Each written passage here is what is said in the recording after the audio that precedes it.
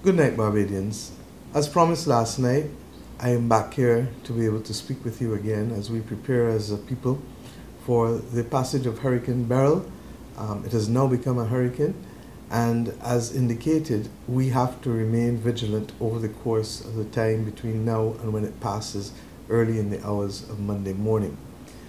The evidence given to us by the Meteorological Office suggests at 5 p.m. that the system is 720 miles east-southeast of Barbados and moving quickly at 22 miles per hour. The winds are Category 1 hurricane winds, 75 miles per hour, and therefore, as I said to you last night, we remain absolutely vigilant and need to take every precaution that is possible for ourselves, for our family, and for our neighbors. Indeed, as we go forward, it is significant that while this storm, this hurricane, may move just south of Barbados, the truth is it can at any point move north. It can at any point seek to impact us more.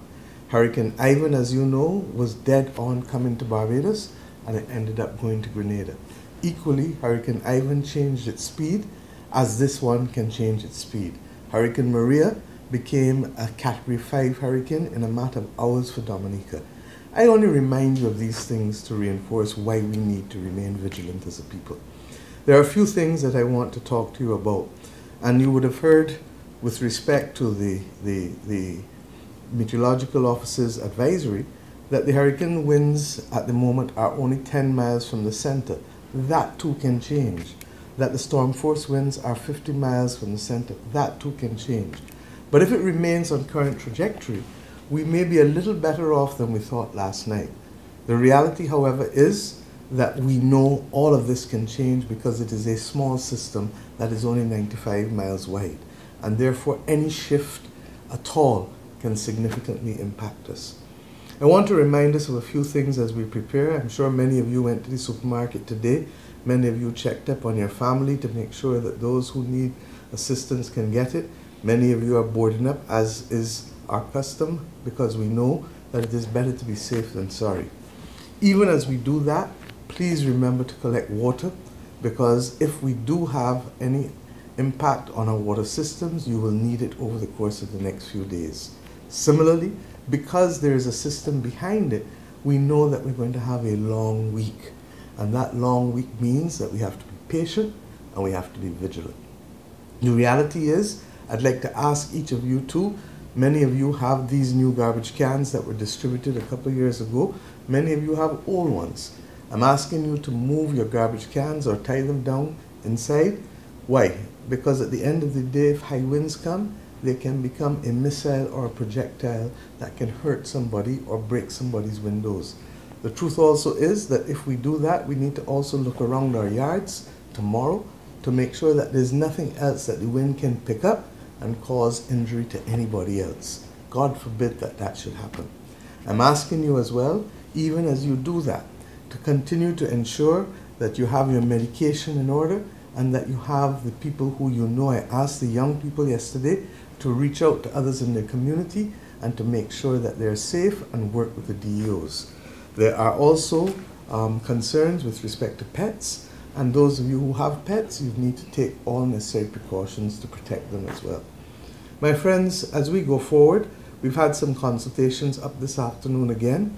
I just came out of a meeting with all of the relevant ministers and ministries, and we have consulted with the private sector, and we believe that all businesses that are non-essential should close tomorrow evening no later than 8:30 p.m. We do not expect many to be open because it's a Sunday evening, but gas stations and mini-marts and restaurants may still be there. Equally, we are saying to those of you who have promotions or public fetes, nothing can go on beyond 8 p.m. tomorrow. If not, we will have to ask the police to come and have a word with you, because the reality is that we do not want to put anybody's life at risk in this country. The Met Office has been very clear that even though they expect these winds to come around 2 o'clock in the morning, it can come earlier. It can come as early as 8, 9 o'clock. And that is why tomorrow, when the Hurricane Hunter goes in, we will report and be able to give you an even more accurate position with respect to the nature of the system and the other attributes of the system. In addition to that, the work continued apace today with the Ministry of Public Works. They went into Trents, to Goodland, to Deacon's Farm, to Kensington New Road, to a number of areas I am informed. And tomorrow, they'll continue in Wotton, in Holt Town, in Work Hall, in Woodburn, in Fitzvillage, because as we know, these are areas that traditionally have been subject to flooding concerns, and they're cleaning the drains and doing all of the things that are necessary for us to ensure that there's minimal damage to property and certainly no loss of life. My friends, today was World Cup, and we hosted the world. And I first of all want to congratulate all Barbadians for doing us proud and ensuring that we not only showed up to the world that we are capable as a small state of doing these things, but that we gave our visitors a good time. But equally, our visitors are here with us, and some of them may be due to leave tomorrow, but some are not due to leave until Monday and Tuesday. Some of them have never gone through a hurricane or a storm before.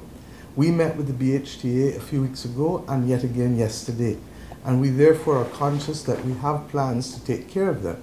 But I ask each Bajan to be conscious that with as many visitors on island, that we now want each Bajan to be that best host that they can be, and to take care of persons, particularly those who may be anxious about what a hurricane involves and what happens in a storm.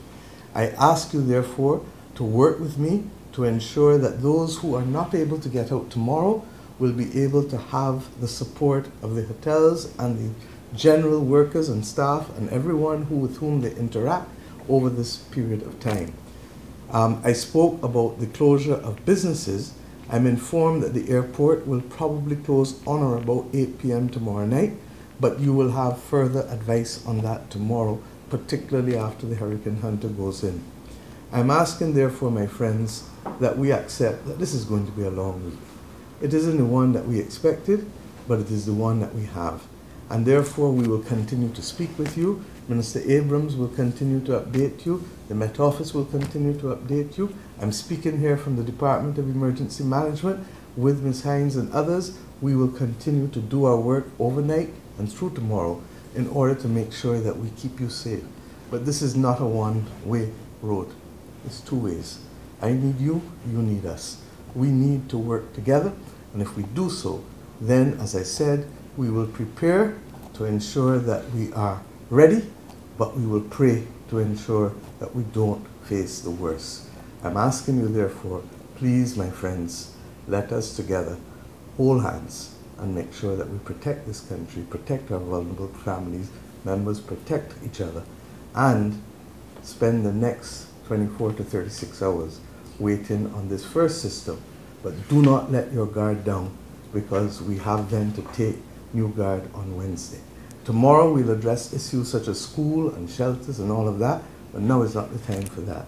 So God bless you, God bless each and every one of you, God bless Barbados, and stay alert. Only trusted news media, as I said last night. Thank you.